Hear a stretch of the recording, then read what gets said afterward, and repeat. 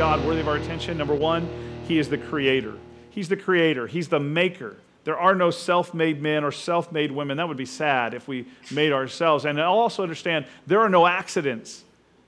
You are not an accident, no matter how much your parents planned or didn't plan to have you. You're not an accident. God knew it was going to happen. He might have chuckled when it happened, but He knew it was going to happen. There are no accidents. The Bible speaks of your glorious name, and it literally means the name of your glory. And what that really means is, honored are you. You are honored. You are awesome. You are incomparable. You are completely unique. You are a creator. Look at verse 7. You are the Lord God who chose Abram and brought him out of Ur of the Chaldeans and named him Abraham. You found his heart faithful to you, and you made a covenant with him to give to his descendants the land of the Canaanites, Hittites, Amorites, Perizzites, Jebusites, and Girgashites. You have kept your promise because you are righteous. The second description of God worthy of our attention is that He is the chooser. The chooser. It's God who initiates the call of man to Himself. I'm getting a little ring. Do you hear that? Is there another microphone on maybe?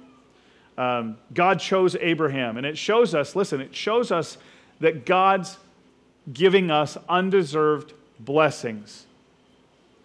It shows us how He was blessing the Jews of that day, but He was also blessing us. Because as Gentiles, we are grafted into the vine. It talks about the vine of God. It's talking about the Jews of that day, and that this is the vine, and that us as Gentiles don't belong there. But there is a thing where you graft branches onto a vine, and you have to cut the vine and take the branches, and you blend it in, and you mold it, but then all of a sudden it becomes a part. It is grafted in, and then the branches get nourishment from the vine. The branches are the Gentiles, you and me. The vine is the Jews, Jesus, God. It is the way that God designed it to be, but He said, I can't leave the Gentiles out. I will graft them in. I did a 40-page exegetical study on Romans chapter 11 that talks about this grafting in.